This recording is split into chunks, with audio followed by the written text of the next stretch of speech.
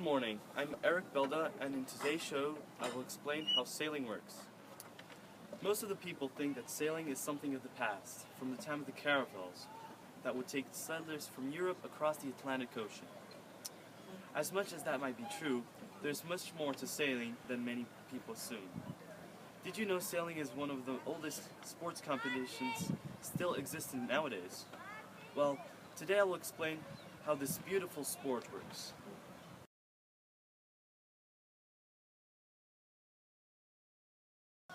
Well, if all these boats went so many places, moved by the wind, how could it be possible that a boat can navigate against the wind? The truth is, boats cannot go against the wind. Here is an explanation by Brad Webb, a professional sailor from Oracle Sailing Team, one of the competitors for this year's America's Cup. One of the first things you learn on your first day of sailing is the fact that you cannot sail into the wind. But what we do is we trim the sails on to a point where we can sail as close to the wind or where the wind is coming from as possible, and that tends to be about 45 degrees to the angle of where the wind's coming from. The sail has a shape to it very much like an aircraft wing. What we're doing that is in a vertical sense. So we have a more or less a wing or a sail in the vertical plane, and that's what's giving us lift to drive forward. But we're not just dealing with air, we're also dealing with water. So what you'll see in sailing boats is they'll have a dagger board or a keel that goes into the water, and that's counteracting the effect of the drag and the side force on the sail plane. Because if we didn't have anything going into the water, we'd effectively just blow sideways. It's acting more or less like a wing, but down in the water, it's giving us drive forward, and that's how a sailboat is able to go upwind and sail at about 45 degrees to the wind. I have interviewed an important character in the sailing world. The Olympic Eduardo Melchert has not only participated in the Olympic Games of Barcelona in 1992 and finished 7th, he also classified himself and won 2nd place on the Pan American Games of Cuba in 1991. Outstandingly, he is also a skilled sailors manufacturer and still continues to coach sailors of all levels. Como uma vela funciona indo em ângulo próximo ao vento, se o vento está indo contra a direção do barco ou numa posição realmente um ângulo muito pequeno em relação ao vento, como é que o barco consegue se locomover para frente? Tá.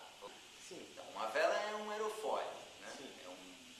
Ela é um sistema que ela tem um formato que pretende chegar o mais próximo possível de um formato de uma asa. Sim. Mas como você precisa velejar de dois lados com a mesma asa, ela precisa ter a mobilidade, a versatilidade de poder mudar de um lado para o outro lado. Então, por isso que você precisa ter essa flexibilidade. Mas quando você está num lado, você quer fazer com que esse aerofólio procure ele ser aerodinâmico ou ter a resultante física como uma asa de avião. Por que uma asa de avião tem essa diferença? Porque pelo fato dela ter uma barriga, uma curva, faz com que o vento que passe pela borda exterior, o vento que passa pela borda exterior, ele precisa andar mais rápido do que o vento que anda pela borda interior. Para poder chegar lá no fim do aerofólio no mesmo lugar. O fato dessas velocidades serem diferentes, a do lado de dentro com a do lado de fora, faz com que gere uma diferença de pressão. Essa diferença de pressão entre a velocidade externa com a velocidade interna é que gera um vetor de deslocamento para dois lados. Transversal e para frente. Tá certo? Então a resultante, né, uma asa quando ela está se deslocando no horizontal, o resultante, o que faz a asa levantar é exatamente isso. É essa velocidade correr mais rápido do que essa, e a resultante do vetor é fazer ela levantar. O barco é a mesma coisa. Você está fazendo isso e na verdade a resultante, uma das mais importantes, é a que desloca para o lado.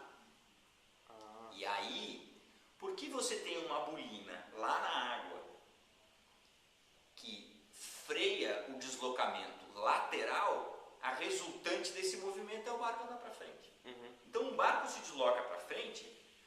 dois motivos principais.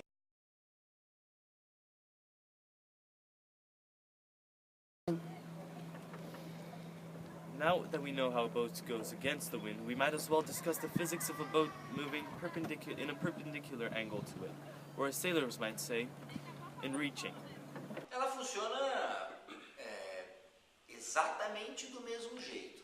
Só que quando você está velejando de través, você não tem a preocupação total de querer adquirir a velocidade. Porque uma coisa básica e muito importante é o seguinte: quando você está velejando contra o vento, o seu objetivo principal é tentar trabalhar entre um canal muito interessante é o seu compromisso entre, se você orçar demais, o barco começa a parar e perde velocidade. Sim. Se você decair demais, ele acelera muito e você não ganha ângulo.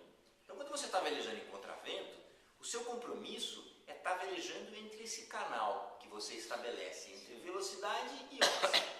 Quando você está em vento de través, você tem um outro objetivo, que é o objetivo de velocidade, que é a hora em que o barco anda mais rápido. Em qualquer barco? Em qualquer barco. É o momento do velejo em que ele tem onde ele consegue ter a maior performance de velocidade dele. É no través, é nos ventos de través. Então, nessa hora, o seu primeiro objetivo é fazer com que a vela fique o mais solta possível, antes da posição de começar a bater. Uhum. Tá certo? Então, quando você adquire essa posição do mais solta possível, mas sem bater, com um formato total, então isso depende do ângulo que você está fazendo. Se você está com o ângulo maior, ela é mais fechada. Se você está com o ângulo mais aberto, ela é mais solta, tá certo? Mas uma vez que você estabelece um ângulo, um rumo que você quer andar, nessa posição mais solta, as forças são exatamente essas que eu te falei. Elas vão passar por fora, elas vão passar por dentro. As que vão passar por fora, as partículas que vão passar por fora, elas vão gerar uma baixa pressão, e essa baixa pressão vai gerar um vetor que vai fazer o barco acelerar para o lado e um pouco para frente, tá certo? Ela tem uma inclinação transversal um pouco para frente. E o pouco de bolina que você usa é para compensar o excesso de deslocamento lateral. Então você pode usar menos bolina porque você não quer subir muito, você não está mais com esse compromisso de